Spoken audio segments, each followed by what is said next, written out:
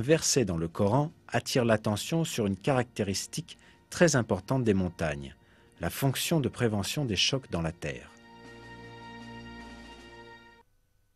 Et nous avons placé des montagnes fermes dans la terre afin qu'elles ne s'ébranlent pas en les entraînant.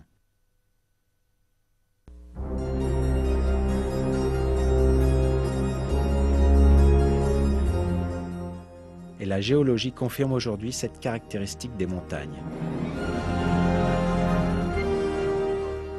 Autrefois, on pensait que les montagnes étaient de simples protubérances s'élevant à la surface de la Terre. Cependant, au XXe siècle, les scientifiques ont réalisé que ce n'est pas le cas.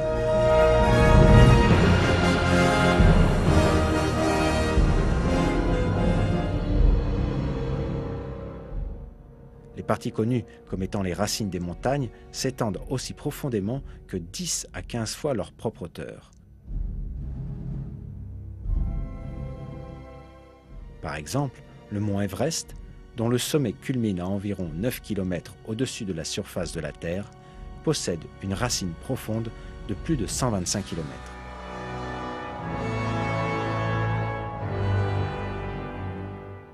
Les montagnes apparaissent suite au mouvement et aux collisions des plaques massives formant la croûte terrestre.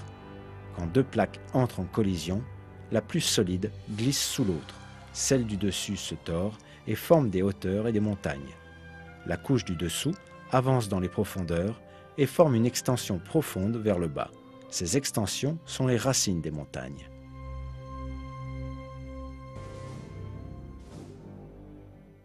Grâce à leurs racines, les montagnes fixent la croûte terrestre. Par conséquent, elles empêchent tout glissement sur la couche de magma ou parmi les couches elles-mêmes, et elles empêchent également de grandes secousses terrestres.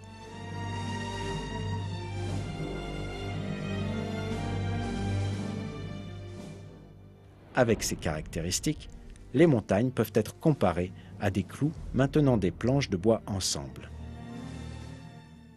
Dieu nous dit dans le Coran: «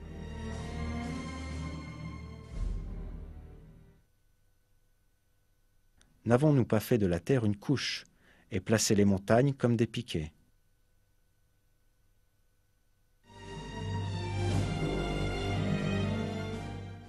Le fait que cette fonction fût révélée dans le Coran, à une époque où personne ne le savait, est un autre des grands miracles du livre.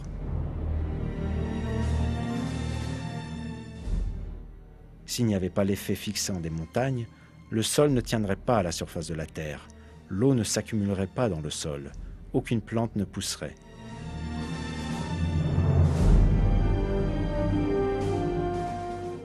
En bref, la vie sur Terre serait impossible. Grâce à la miséricorde de Dieu, cependant, la Terre est capable d'entretenir la vie.